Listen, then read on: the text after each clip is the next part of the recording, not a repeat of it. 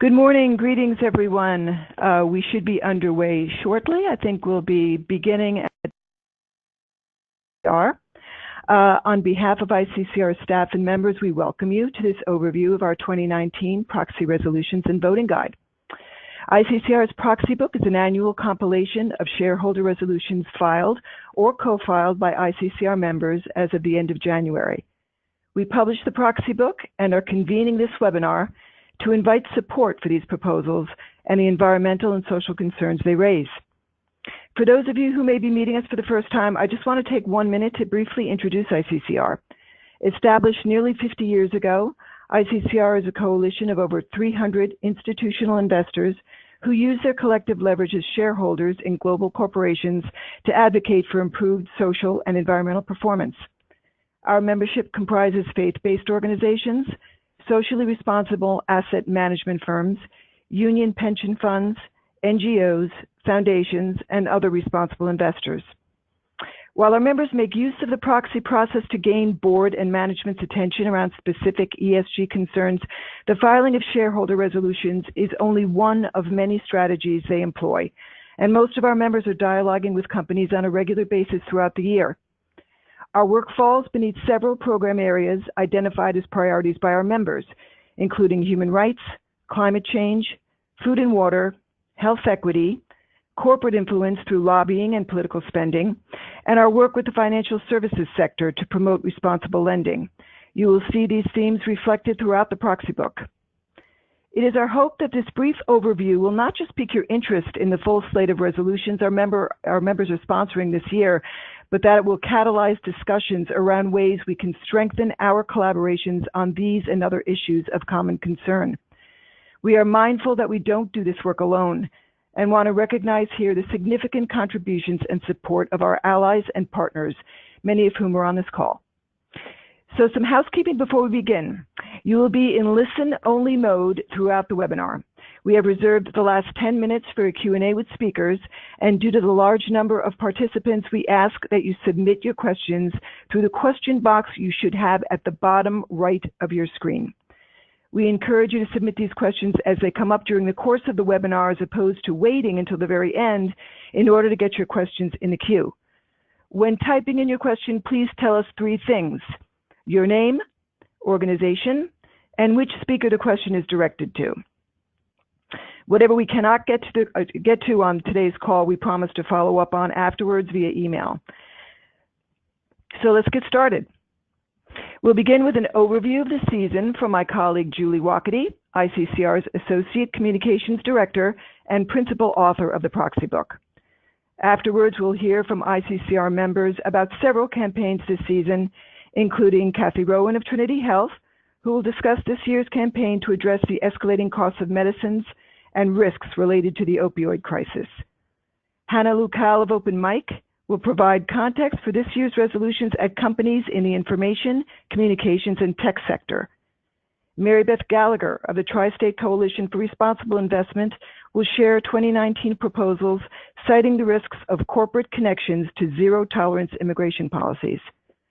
Jared Fernandez of Green Century Capital Management will discuss multiple shareholder filings at Amazon. Danielle Fougere of As You Sow will share her organization's resolutions with energy companies requesting Paris-compliant business plans. And finally, Bruce Freed of the Center for Political Accountability will discuss the large group of 2019 resolutions requesting disclosure on corporate political spending activities. So now to provide that overview, here's Julie Wakety. Good morning. ICCR began annually publishing the Proxy Resolutions and Voting Guide in 1974, a few years after our inception. This year's guide presents the 250 ICCR member-sponsored resolutions filed for the 2019 proxies of 163 companies as of the end of January. Some of these resolutions have already been withdrawn for agreements, while others are being challenged at the SEC. A link to download the guide will be sent to you following today's webinar. In it, you'll find the text of resolutions along with lead and co-filer information. And for those of you who may be new to the proxy process, we also include a guide to filing shareholder proposals on page 218. These resolutions are also available on our website, iccr.org, under the Corporate Engagements tab. So I'll take us through some highlights of this year's guide. As I mentioned, our members filed 250 resolutions at 163 companies for 2019. We expect a few additional filings to take place over the coming months. This proxy season, we are seeing a remarkable surge in human rights-related proposals, 43 overall, clear evidence that investors are more willing to engage on social themes. Many of these resolutions relate to digital rights and the growing influence of tech giants such as Google, Facebook, and Amazon. ICT companies drive global innovation and influence the lives of millions of people worldwide. Yet without proper oversight, investors are concerned that these technologies have the potential to cause serious unintended social harm. Hannah Lukul will speak about these in more detail. Still, other resolutions this year examine how companies with government contracts may be linked to human rights abuses as a result of zero-tolerance U.S. immigration policies. 7 resolutions this year addressed immigrant detention in private prisons, the use of facial recognition technology at the border, and banks' financing of private prisons and agencies involved in child separation. Mary Beth Gallagher will go into greater detail on these later this morning. And as one of the largest companies in the world, Amazon has unrivaled global impact, and there is, as a result of its vast supply chain, significant environmental and social risks. This season, ICCR members filed 10 resolutions urging Amazon to address its risk exposure across a number of issues. Jared Fernandez will cover this group of resolutions in greater detail. There were a number of new topics this year, including anti-competitive practices, censored Google search in China, community impact of companies' operations, corporate tax savings allocation disclosure, evaluating the impact of overdraft practices on customers, immigrant detainees, reporting on efforts to address hate speech, risks of sales of facial recognition software, risks posed by content governance controversies, studying strategic alternatives, including the sale of assets or subsidiaries, and the use of NDAs and mandatory arbitration in sexual harassment cases. This slide shows resolution filings by issue area according to volume of filings. The number of resolutions seeking greater disclosure of corporate lobbying and political spending led this year with 50, followed by filings on climate change at 45. And as I mentioned earlier, human rights proposals grew from 26 last year to 43. Investors often have little information about how much companies spend on lobbying activities, including through trade associations. Although companies are required to report their federal lobbying, disclosure requirements at the state level are often uneven or non-existent. Investors filed 30 resolutions highlighting lobbying on a multitude of issues this year, including fuel efficiency standards and climate policy, net neutrality, data breaches, CAFOs, water privatization, and fracking. And transparency around how corporations wield financial power to influence elections is critical. And given that these donations may pose reputational risks, they are of material value to investors. ICCR members filed 20 political spending resolutions this year. Later in our webinar, Bruce Freed will discuss these resolutions. We are already experiencing the adverse impacts of a changing climate, including more extreme and unpredictable weather with severe consequences for communities around the globe. The failure of companies to adopt strong GHG emission controls will only exacerbate this trend. ICCR members filed 45 resolutions directly addressing climate change. An additional 27 resolutions addressed climate change within the context of lobbying, governance, sustainability, food, and water. Again this year, members filed resolutions asking companies to set greenhouse gas reduction goals in line with the Paris Climate Agreement. Other resolutions called for adoption of quantitative goals for increasing renewable energy. 3 banks were asked to reduce the carbon footprint of their loans and investment portfolios. Members also continue to call for adoption of quantitative targets for reducing methane emissions, and other resolutions called for sustainable energy access, a climate change scenario analysis, and for Paris-compliant business plans. Danielle Fougere will speak about these more in a moment. From the specter of forced labor, including prison labor and human trafficking in global supply chains, to immigration, data privacy concerns, and business in conflict-affected areas, human rights risks are increasingly seen as material to investors. This year in particular, investors invoked the proxy process to request reports, policies, and risk assessments that they believe will yield increased human rights due diligence at a number of companies. ICCR members also challenge corporations to improve workforce diversity and inclusion. Because women and people of color remain significantly underrepresented on U.S. corporate boards, investors filed 16 resolutions calling for greater board diversity. There were 7 resolutions calling for expanded workplace diversity and reports identifying employees according to the major EEOC-defined job categories. And given the pervasive pay gap that exists between men and women in nearly all industries in the U.S., ICCR members this year filed resolutions addressing the gender pay gap at 6 companies. Recent high-profile revelations of sexual harassment have shed a light on the role that mandatory arbitration and confidentiality clauses play in masking a culture that permits harassment, and investors responded with a new resolution. This year, there were 22 resolutions dealing with governance issues, including 9 calling for an independent board chair. Facebook shareholders cited CEO Mark Zuckerberg's dual-class shareholding, which gives him control of approximately 60% of Facebook's voting shares, leaving the company's board with only a limited ability to check Mr. Zuckerberg's power. An Amazon independent chair resolution, meanwhile, highlighted the increasing criticism the company has faced over its relationships with its employees and the communities where it operates. Arguing that both companies may be too large and complex to be managed effectively, still other resolutions argue that Alphabet and Facebook should be broken up. ICCR's members view healthcare as a human right. They argue that companies' excessive dependence on drug price increases for profitability is both risky and unsustainable because it could provoke a backlash from insurers, prescribers, and regulators. This year, our members asked 2 companies for greater board oversight of drug pricing. They also urged 9 companies to integrate drug pricing risk into senior executive incentives. Investors this year also asked 5 companies, including Mallinckrodt and AmerisourceBergen, to report on the measures they have taken to monitor and manage financial and reputational risks related to the opioid crisis. Cathy Rowan will discuss these proposals in more detail. Shareholders have increasingly turned their attention to wasteful to-go disposable culture, as plastic pollution has become an increasingly urgent environmental issue. There were 16 environmental health and sustainability resolutions this year. 5 called for corporate sustainability reporting, and 4 called on companies to address the environmental impacts of their non-recyclable packaging. Others called for reports on plastic pollution and action to reduce synthetic chemical pesticides and the health hazards of coal residuals.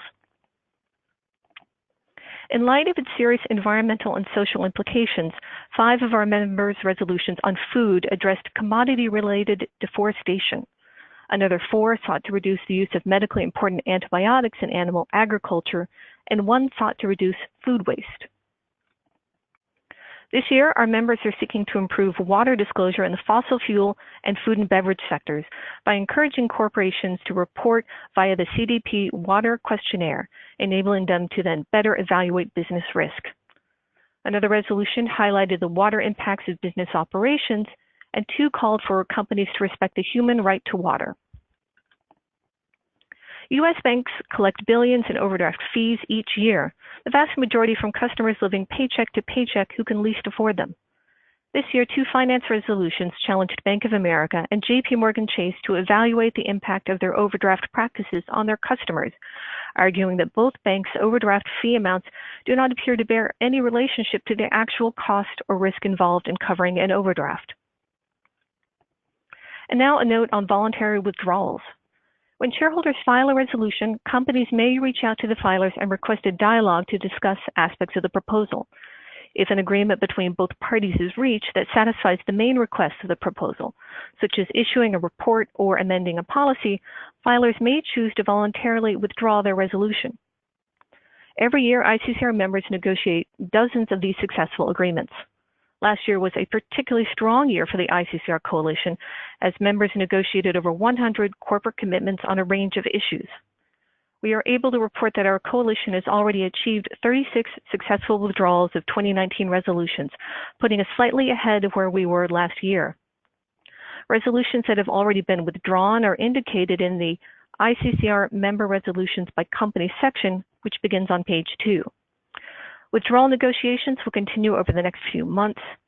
and our website will provide an update on these withdrawal agreements and vote results in early summer when the proxy season comes to a close. And now we'll move on to our guest speakers. Thank you. Great. Thanks so much, Julie. So let's hear first from Cathy Rowan of Trinity Health about ICCR member work in health equity. Go ahead, Cathy. Thank you, Susanna.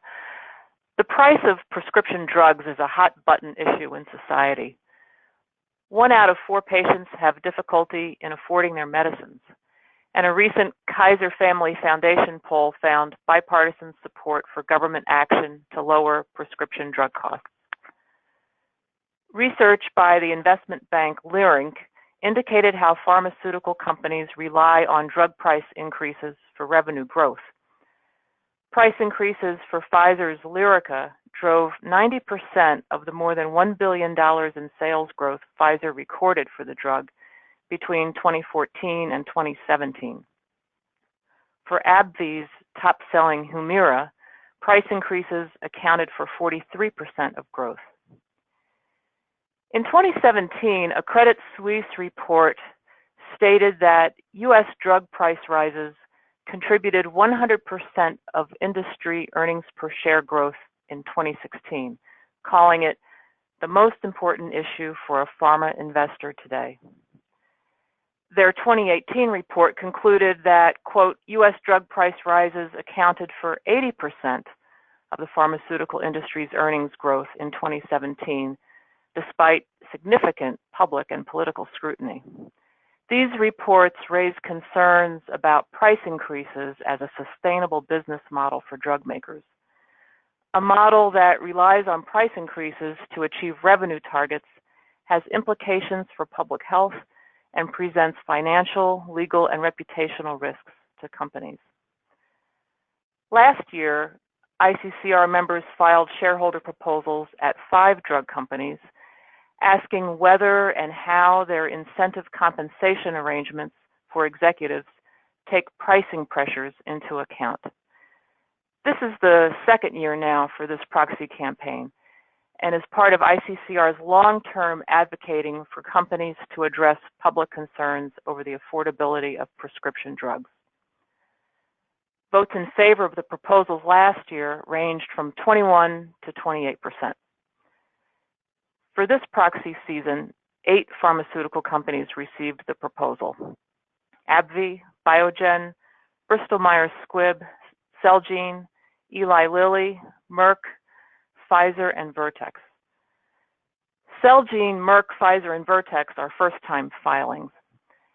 Shareholders withdrew the proposal at Eli Lilly after that company agreed to increase disclosure. We seek assurance that executives are not incentivized to increase the price of drugs to ensure that revenue targets are met. We believe that executive compensation arrangements should align with the company's long-term mission. And for a drug company, this means that financial rewards should encourage responsible pricing strategies that increase the accessibility of medicines for people. Shareholder efforts to address the opioid epidemic continue.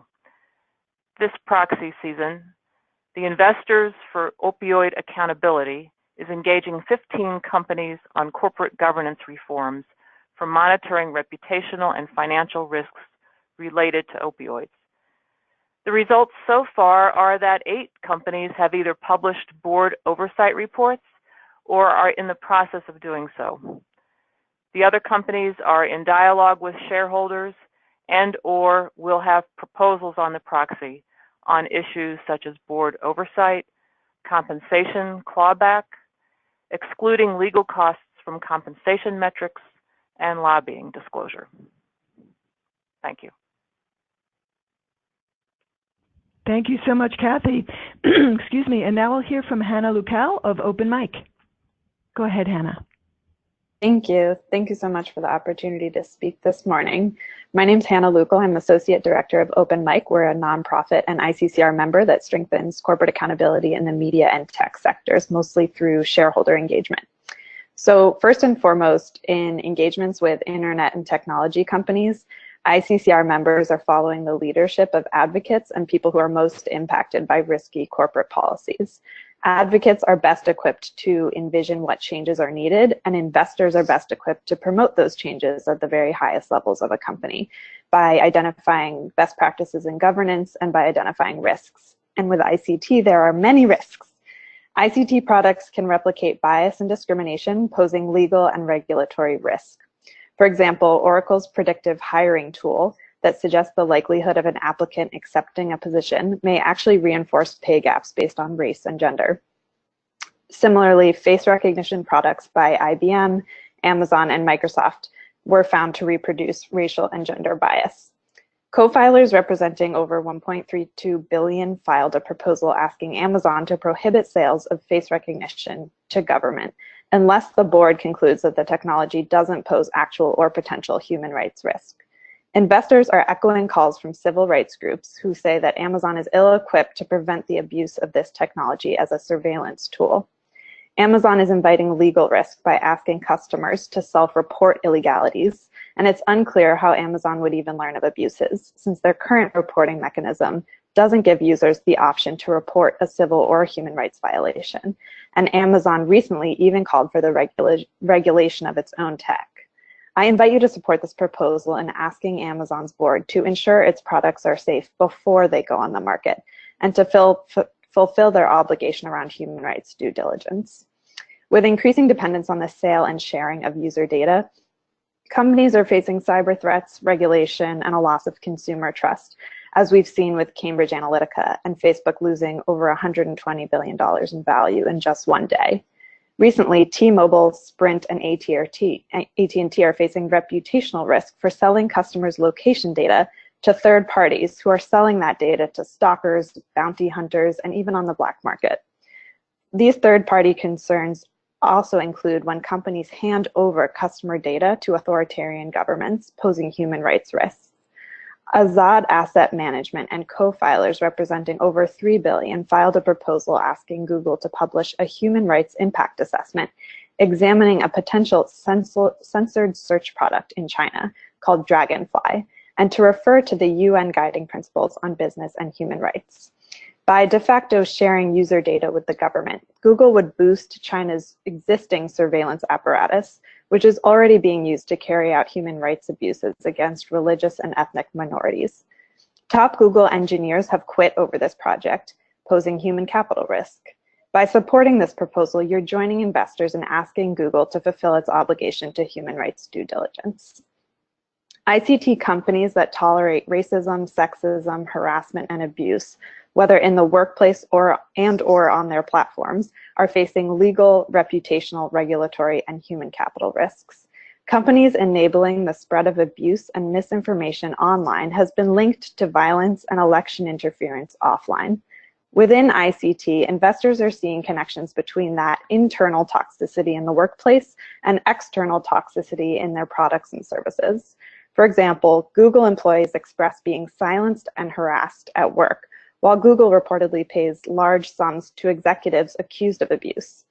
Meanwhile, YouTube content creators express being silenced and harassed on the platform, while Google reportedly pays large sums to advertisers with abusive content.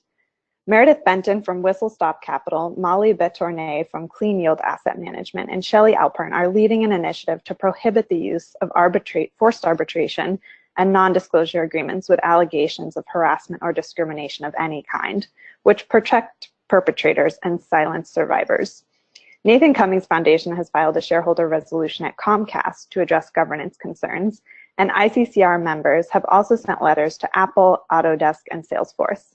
I'm happy to connect you with this initiative further if you're interested in participating. Thanks again, and I look forward to your questions.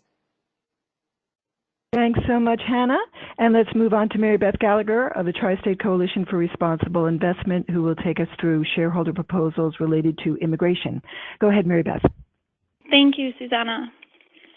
Hi, everyone. Today I'll speak about resolutions addressing the business impacts on the rights of immigrant communities. As a coalition of Catholic institutional investors, Tri-Crime members and a group within ICCR have started engagements in response to growing concerns about the role of corporations in implementing President Trump's zero-tolerance immigration policy. We are concerned that companies providing products and services to carry out the policies that facilitate immigrant detention, family separation, discrimination, and heightened surveillance may be contributing to human rights violations. This is unjust for the rights of immigrant families and children who are seeking asylum in the United States. In addition, this presents risk to business and shareholders. We believe that meaningful and proactive risk management systems are needed to mitigate potential financial, legal, and reputational risks for these companies. There have been mounting petitions aimed at tech companies, as well as public organizing among employees about the contracts dealing with immigrant enforcement, which could harm the attraction and retention of talent in highly competitive fields. This proxy season, shareholders are engaging with the technology, defense, and private prison companies that have contracts with Immigrations and Customs Enforcement, known as ICE, and Customs and Border Protection, as well as those banks that finance the private prisons. Engagements address the human rights risk management systems at companies. We have been building relationships with representatives from the immigrant rights communities to understand the impacts and the risks that company activity in this space presents. Shareholders are encouraging implementation of robust human rights due diligence, which is aligned with the UN guiding principles on business and human rights, and to focus particular attention where their products or services may harm the rights of immigrant and refugee communities. The first two resolutions I'll speak about are with companies that are selling products, technologies, and services to the US government that may enable increased surveillance of immigrants, people of color, and activists, which pose threats to privacy and constitutional rights. First, at Amazon, as Hannah mentioned, Tri-State Coalition member, the Sisters of St. Joseph of Brentwood, filed a resolution about facial recognition technology called Recognition. The resolution asks for more robust risk management and independent review before Amazon continues sales of this controversial product to government agencies. With existing contracts with ICE for cloud computing services, Amazon has reportedly pitched its facial recognition software to ICE as well. Recognition is already being used by police departments across the country and by FBI. We are concerned about this because studies demonstrate that there is racial and gender bias embedded in Amazon's algorithms. All potential human rights risks should be addressed before sales of Recognition continue. Second, a resolution was filed with the military defense contractor Northrop Grumman. The resolution asks for disclosure on how the company has implemented its human rights policy. The resolution highlights a new contract with the Department of Homeland Security for $95 million to develop a database that will collect personal identity and biometric information of immigrants as well as citizens. We are concerned that this information may violate constitutional rights.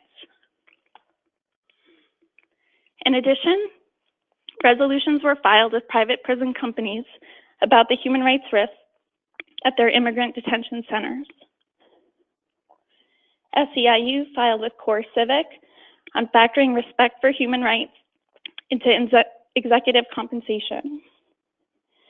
In addition, the Jesuit Conference filed at GEO Group on their implementation of their human rights commitments. Banks which provide credit, loans, or bonds to private prison companies, as well as the contractors supporting family separation, also face risks.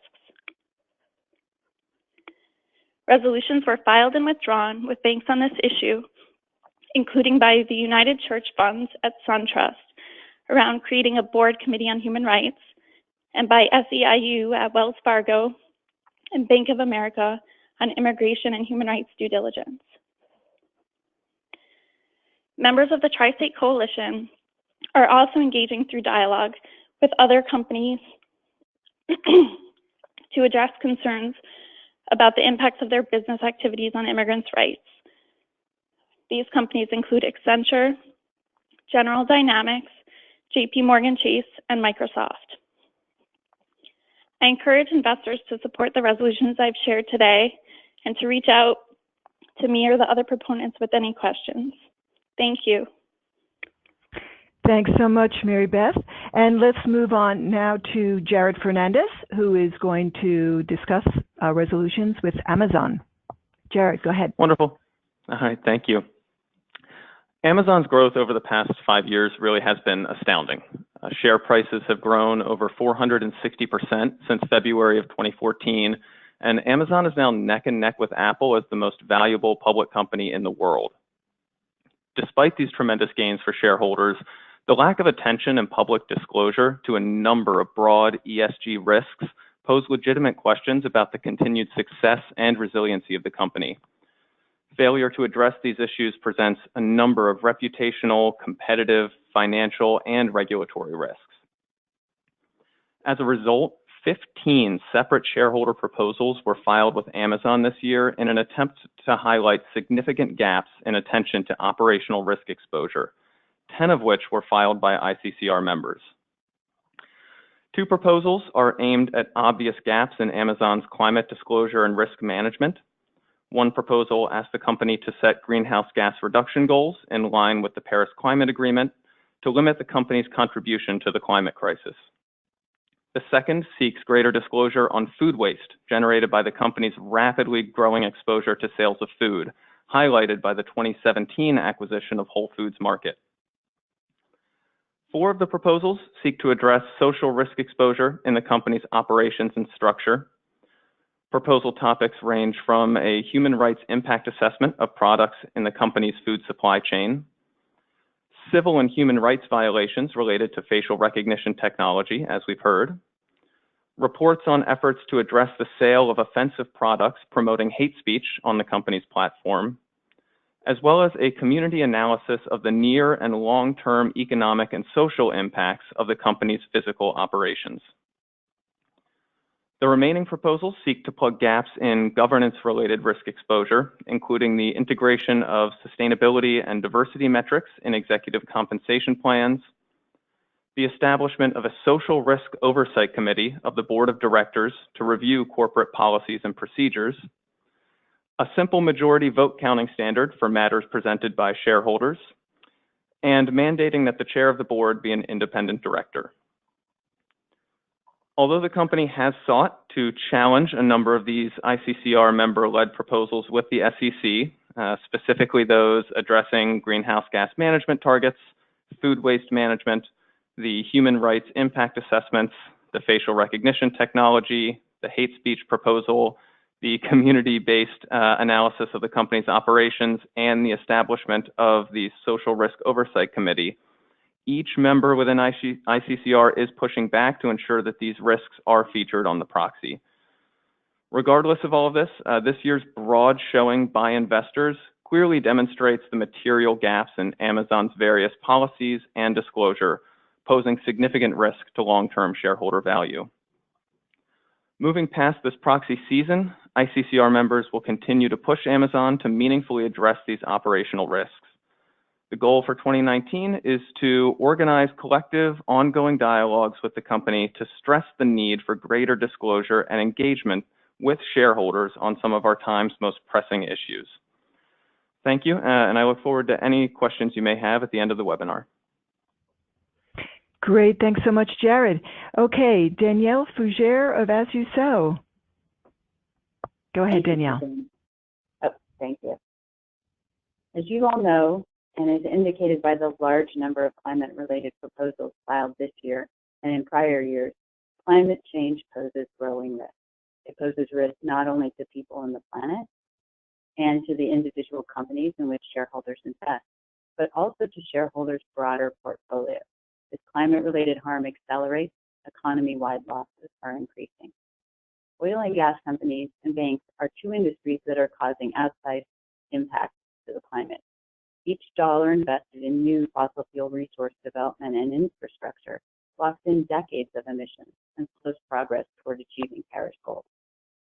To speed the necessary transition to a low-carbon economy, this year we filed Paris-compliant transition plan resolutions at oil and gas companies, specifically Chevron, Exxon, Anadarko, and Hess, and at three banks, Wells Fargo, JP Morgan Chase, and Goldman Sachs.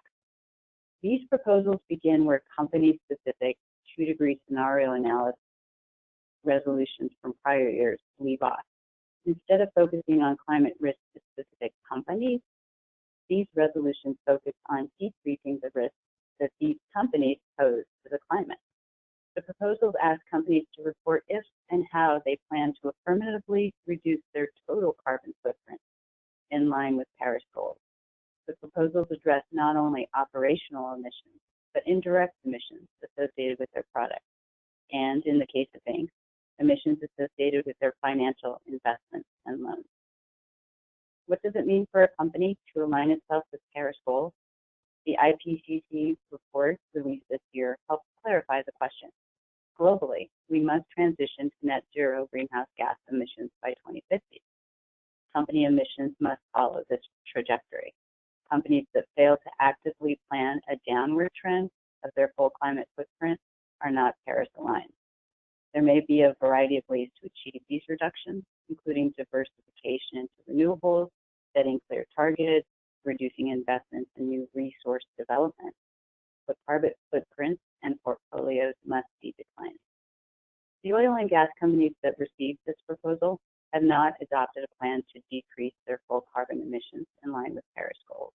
Most, in fact, have stated an intention to grow production if demand increases. While they've each adopted operational emission reductions, including methane reductions or reduced flaring or increased operational efficiencies, operational emissions generally amount to no more than about 25% of a company's total carbon footprint, and so are insufficient alone. Unspecified investments in low-carbon technologies, while important, also do not demonstrate Paris alignment. The large global banks receiving a Paris-aligned proposal have similarly each increased investments and or loans in fossil fuel companies or projects. While many are also investing in clean energy, they are generally not yet measuring the full carbon footprint of their financial portfolios, nor have they adopted a goal to decrease those portfolios in line with Paris goals. We are starting to see many pure oil and gas companies and banks affirmatively planning for Paris alignment. Shell and BP are two major oil and gas companies that have recently announced an intent to reduce their carbon emissions in alignment with Paris goals. Both are Climate Action 100 companies. Many banks have also adopted policies to begin measuring and reducing carbon emissions associated with their loan and investment portfolios, from BNP Paribas to the World Bank. Recently, a number of banks have come together in a group called Platform Carbon Accounting Portfolios, or PCAP, to help lead the way in measuring emissions. So as companies differentiate their climate actions in these ways, shareholders increasingly have an important role to play. Investment choices can indeed create the change we need. And so your support of these resolutions and others supporting the climate continue to send a strong signal to companies. Thank you. Thank you so much, Danielle. Okay, and now to our last speaker, Bruce Freed of the Center for Political Accountability, who will talk to us about corporate political spending. Go ahead, Bruce. Susanna, thank you. And I just wanted to let you know I'm joined by Dan Carroll, the Center's Director of Programs, who can answer any questions at the end. As the 2020 campaign heats up, public companies face much greater risk from political spending. Last fall's elections provided a foretaste of the threat posed to companies from contributions that associate them with candidates who make controversial remarks or take positions or actions that conflict with their core values and positions. Walmart and Aetna demanded the return of their contributions made to Senator Cindy Hyde-Smith after she made a joke about wanting a front row seat if a public hanging were held.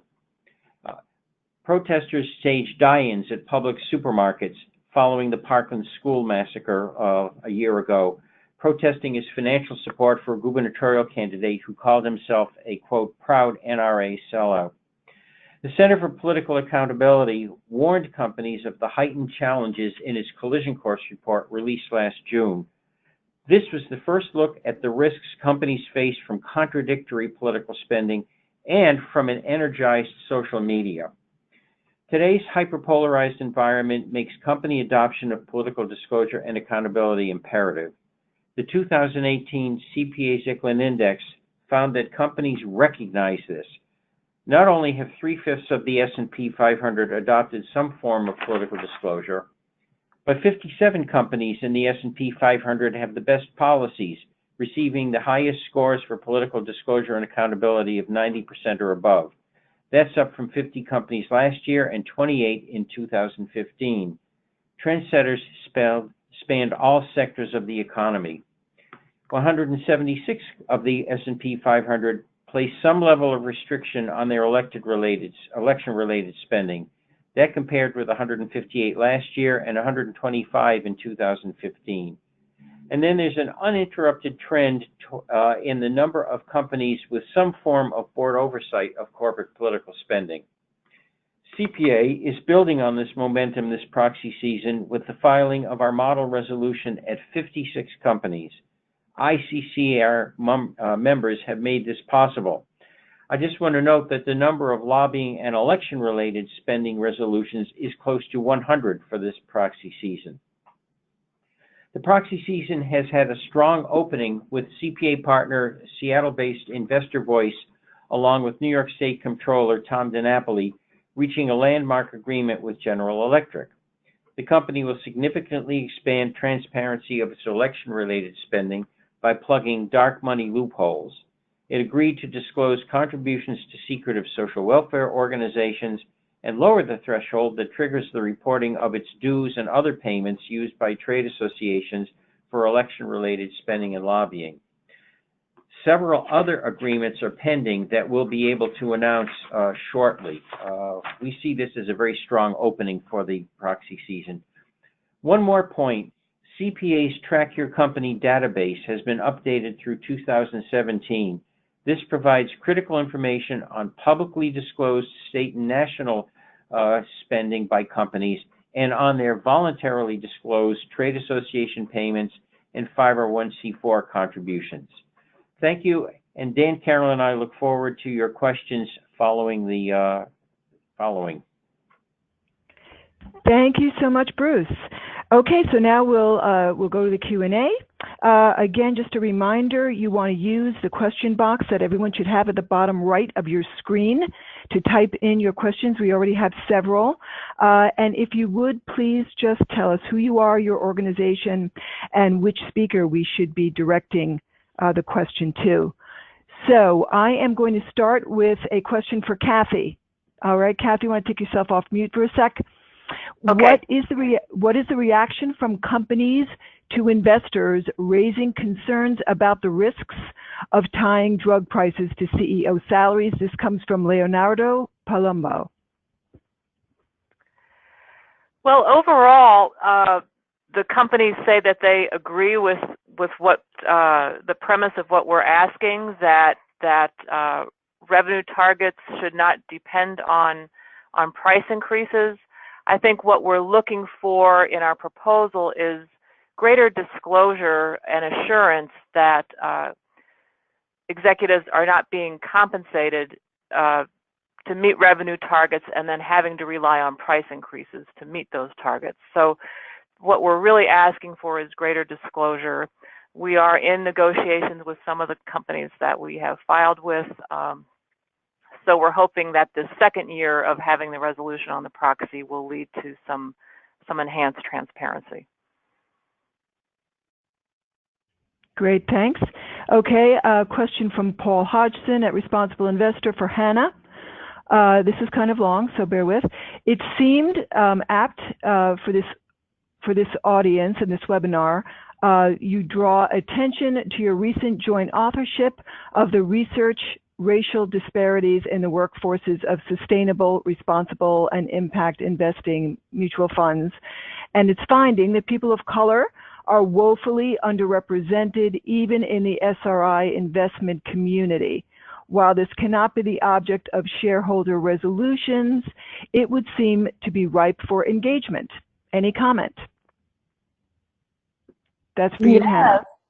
Great question. Thank you for bringing that up. Yes, I would comment that I think that is a great conversation for us to have as a community, and that there are plenty of opportunities for us to leverage the ask that we're making of companies to our own organizations and firms.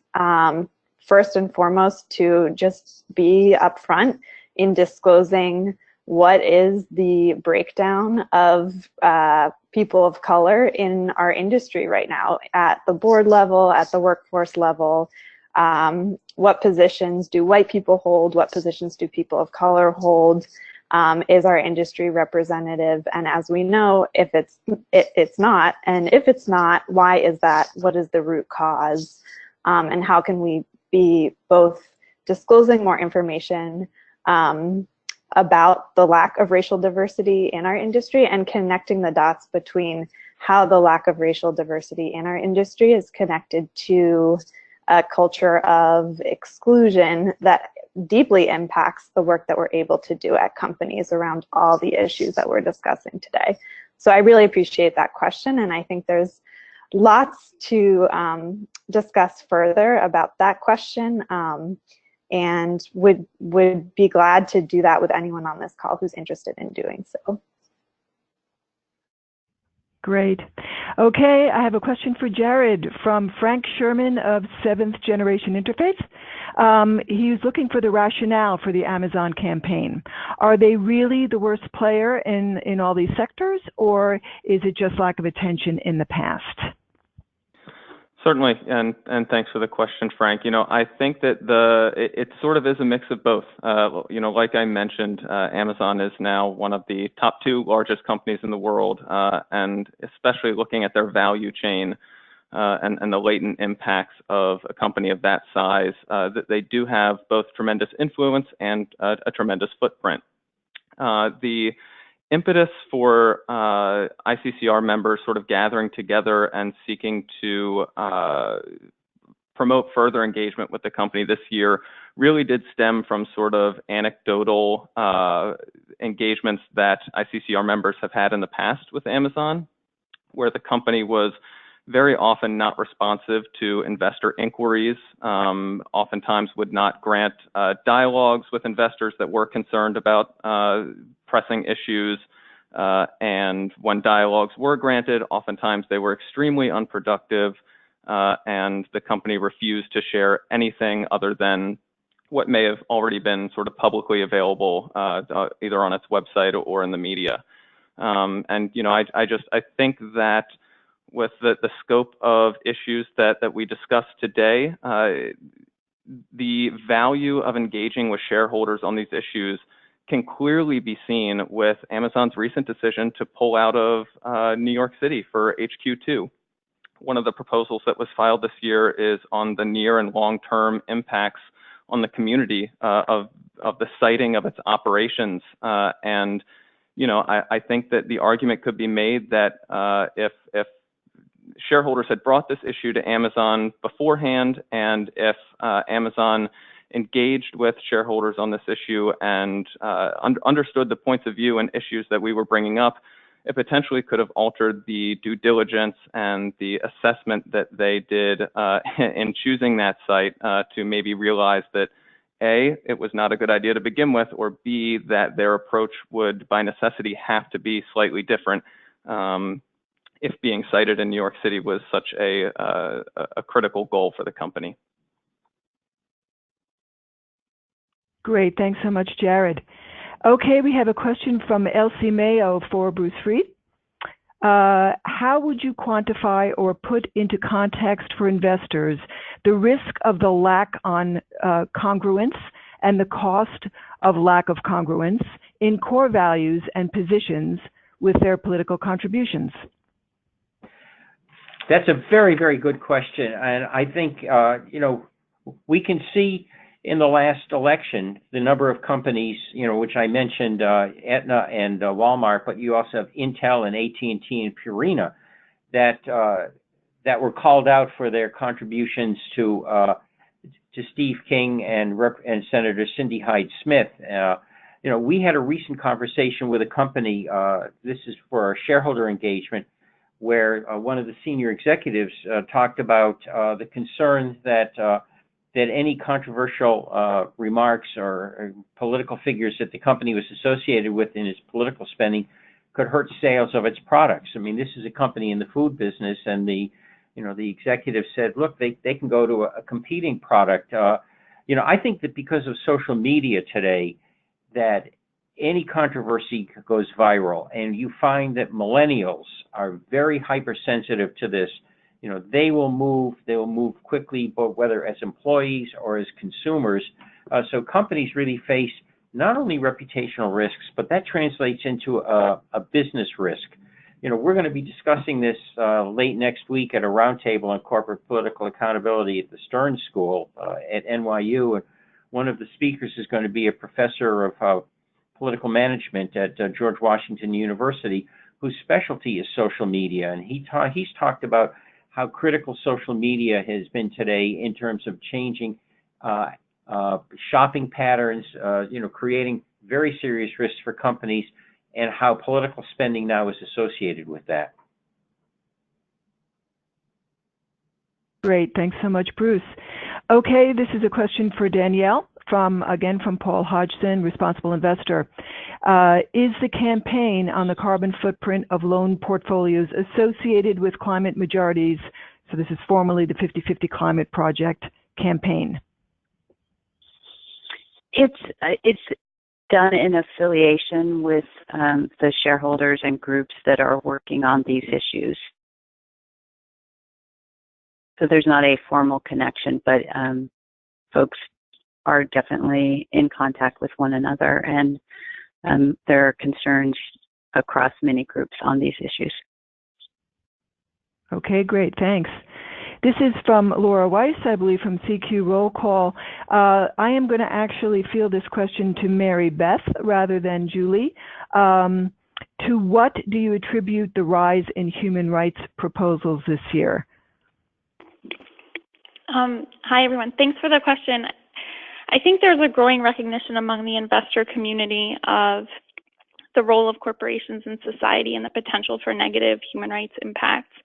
Recently this year, the ICCR established the Investor Alliance for Human Rights with membership with trillions of dollars in assets under management, looking to engage more robustly and understand their responsibilities for managing human rights risks in their own portfolios, as well as what companies they're shareholders in are doing related to human rights. And this is giving the whole community a better understanding of how to really dig in on what's been more difficult to address, is really the human rights impacts and the cost of business of negative human rights impacts. So we're pushing companies to disclose more, to have better management systems, to really devote more resources and attention to understanding their human rights impacts, engaging with stakeholders in a meaningful way, having good policies in place, and then more importantly, demonstrating that those policies can be effectively implemented and make a difference. There are tools that have emerged in the recent years, such as the Corporate Human Rights Benchmark, which is assessing companies on governance of human rights, policies, practices, and performance. And as these tools evolve and emerge, they give investors more information to assess companies and really dig in to how they're managing human rights risks and compare performance across companies. Excellent. Thank you, Mary Beth. Julie, this question is for you from Frank Sherman. How do the 250 resolutions compare with the number of corporate engagements that include ongoing dialogues? Thanks for the question, Frank. So right now we are also involved in 348 corporate dialogues. So that's approximately 100 more than the 250 resolutions that have been filed for this season. And I would say that in general, that number is higher than it has been in recent years. Generally, the split between shareholder resolutions and corporate dialogues is closer to 50-50, always a bit more weighted in terms of dialogues. But this year, there seems to be more of an intentional focus on dialogues. And again, investors prefer to make progress with corporations through engagements, through those face-to-face dialogues. And we only file shareholder resolutions when we are not seeing the progress that we are hoping to with corporations, and we also use it as a bit of a door opener. Great, thanks, Jules. Okay, this is a question from Tim Smith for Bruce. Bruce, could you also mention that over 30 resolutions were filed on lobbying, including a strong focus on lobbying on climate issues via trade associations? Do you want to elaborate on that further? You know, the center focuses on election-related spending. You do have the lobbying spending, and you know, I can just add one thing on the collision course report. We do talk there about climate change in one of the case studies there, where companies engage in conflicted spending. You know, one of the things that we found last year is that 27 companies that had reaffirmed their support for the Paris Climate Accord after Trump withdrew the United States had then contributed to attorneys general candidates who were filing suit against the Environmental Protection Agency Clean Power Plan. So I think there is a direct correlation between, you know, the lobbying spending by companies and election-related spending by companies that's conflicted, that can create very serious problems that are not only reputational, but bottom line, because you have more and more companies today that really are affected by climate change. They're planning to how they deal with climate change. So I think, you know, that climate change really is an integral part of the lobbying disclosure and election-related political spending disclosure effort.